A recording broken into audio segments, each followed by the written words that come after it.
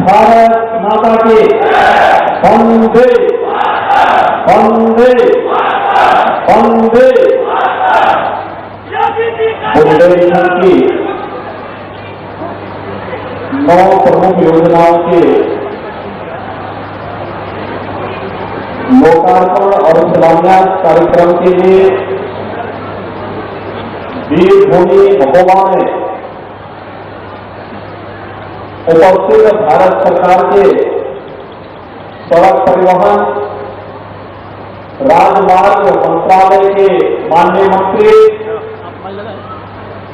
आदरणीय श्री नितिन गडकरी जी, उत्तर प्रदेश सरकार में मेरे सहयोगी मंत्री श्री रामकेश निषाद जी, लोकप्रिय सांसद कुंवर पुष्पेंद्र चंदेल जी, माननीय सांसद झांसी शिवराज शर्मा जी, माननीय सांसद बांदा चित्रकूट श्री आर.के. सचिन पटेल जी, विधान परिषद के माननीय सदस्य श्री जितेंद्र सिंह सेंगर जी, माननीय विधायक श्री ब्रिजभूषण राजपूत जी, राकेश कुमार गोस्वामी जी, बाबूलाल तिवारी जी, श्री प्रकाश द्विवेदी जी, श्री रवि शर्मा जी, श्रीमती ओममणि वर्मा जी, आज के इस कार्यक्रम में एनएचएआई के सभी अधिकारीगण, महोबा और बुंदेलखंड के अलग अलग जनपदों से यहां पर उपस्थित हमारे बुंदेलखंड के सभी उपस्थित भाइयों बहनों, वीरभूमि बुंदेलखंड में मैं भारत सरकार के लोकप्रिय और यशस्वी मंत्री, जिन्होंने देश के इंफ्रास्ट्रक्चर का अपने प्रधानमंत्री जी के विजन के अनुरूप एक नई पहचान दी है, आदरणीय नितिन गडकरी जी का आप सबकी ओर से प्रदेश की जनता जनार्दन की ओर से हृदय से स्वागत करता हूं और वंदन करता हूं।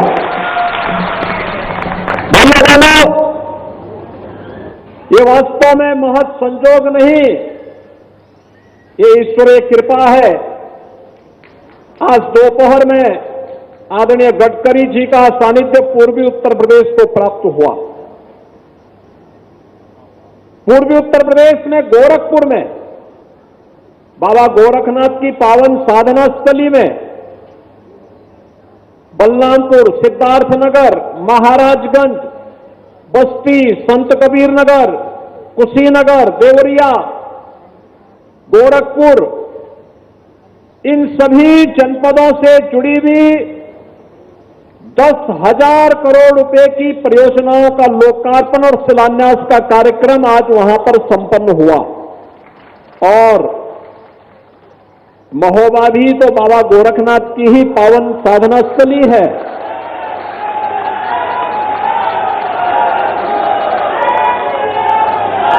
वीर आला और उदल ये भूमि है। और मुझे बताया गया कि गोरखगिरी में अब तो पर्यटकों की संख्या पहले की तुलना में 3 गुना से अधिक बढ़ चुकी है। और जब रोपवे बन जाएगा तो ये और आगे बढ़ जाएगा। अभी वहां पे लाइट एंड साउंड का कार्यक्रम चल रहा है और भी सुविधाएं वहां बढ़ेंगे। लेकिन भाइयों बहनों, ये संजोग है कि विकास की अपनी आधुनिक सोच के साथ आदरणीय गडकरी जी ने देश के इंफ्रास्ट्रक्चर को आधुनिक इंफ्रास्ट्रक्चर के रूप में बदल करके देश की अर्थव्यवस्था की रफ्तार को देश के दुनिया के अंदर सबसे बड़ी अर्थव्यवस्था के रूप में स्थापित करने के लिए जो योगदान दिया है वो अविस्मरणीय है और अभिनंदनीय भी है। और इस अवसर पर जब बुंदेलखंड को यह उपहार मिल रहा है तो सचमुच हर बुंदेलखंड वासी इसके लिए आह्लादित है। ये 9 बड़ी परियोजनाएं हैं जिनमें 3500 करोड़ रुपए की लागत या तो उन पे खर्च हो चुका है या फिर खर्च होने वाला है। आप देख सकते हैं जब कनेक्टिविटी बेहतर होती है, इंफ्रास्ट्रक्चर का योगदान विकास के लिए वैसे ही होता है जैसे हमारे शरीर के लिए हड्डियों के ढांचे का होता है। आप सोच सकते हैं अगर हमारे शरीर में हड्डियां नहीं होती तो शरीर की क्या स्थिति होती? वह स्थिति विकास के लिए होती है, और विकास को द्रुत गति से आगे बढ़ाने के लिए इंफ्रास्ट्रक्चर जिस बड़ी भूमिका के साथ आगे बढ़ रहा है वह अभिनंदनीय है। आज हमारा बुंदेलखंड बहुत आगे बढ़ चुका है। आदरणीय प्रधानमंत्री जी के विकास के विजन को जमीनी धरातल पर उतारने के लिए जो कार्य हुआ है, भाइयों बहनों, हम सब जानते हैं बुंदेलखंड एक्सप्रेसवे पूरे बुंदेलखंड की एक लाइफलाइन बन चुकी है। बुंदेलखंड में हर घर नल की योजना आज साकार रूप ले रही है। बुंदेलखंड में डिफेंस कॉरिडोर एक नए सिरे से दुश्मन को दहलाने के लिए अपने आप को तैयार कर रहा है। और यही नहीं, अभी तो इस बार के उत्तर प्रदेश शासन के बजट में भी हमने बहुत कुछ दिया है। झांसी के लिए एक औद्योगिक डेवलपमेंट अथॉरिटी के निर्माण के लिए 6,000 करोड़ रुपए की व्यवस्था हमने केवल झांसी के लिए की है। बुंदेलखंड एक्सप्रेस हाईवे को झांसी तक ले जाने की भी तैयारी कर ली है, उसके लिए भी पैसे की व्यवस्था की है। और बुंदेलखंड एक्सप्रेसवे को चित्रकूट तक पहुंचाने का काम भी हम लोग करने जा रहे हैं, और बांदा से चित्रकूट के बीच में भी हम लोग एक नए औद्योगिक डेवलपमेंट अथॉरिटी के निर्माण की कार्रवाई को आगे बढ़ाने जा रहे हैं।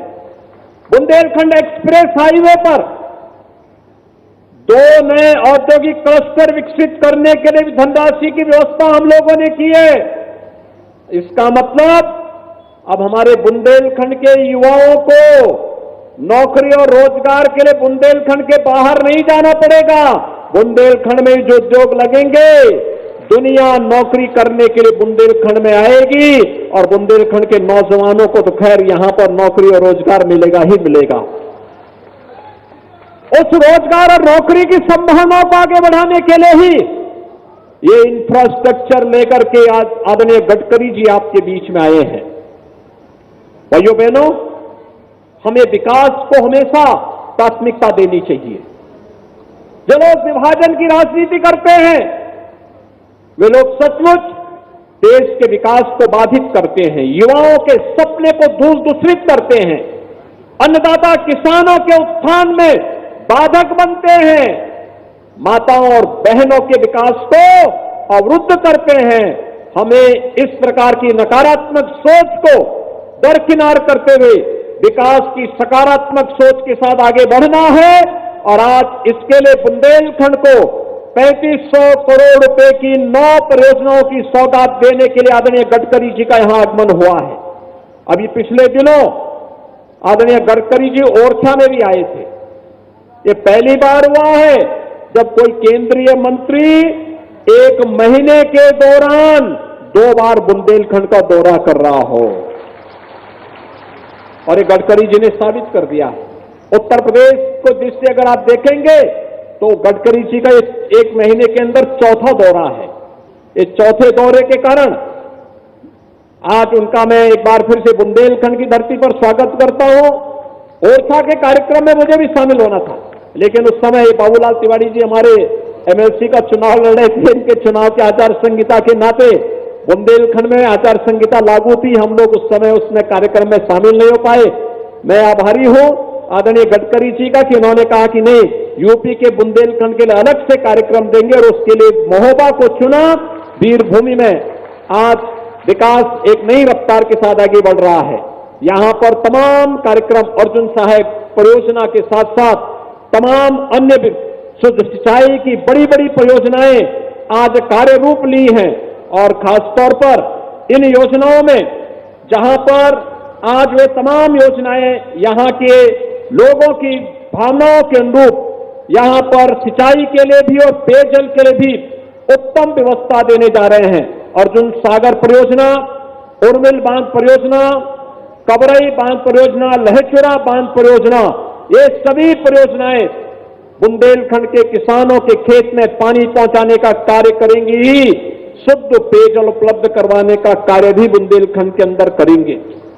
और ग्लोबल इन्वेस्टर समिट ने तो अकेले बुंदेलखंड के लिए 4,30,000 करोड़ रुपए के एमओयू अकेले बुंदेलखंड के लिए हुए हैं, बुंदेलखंड में निवेश के लिए।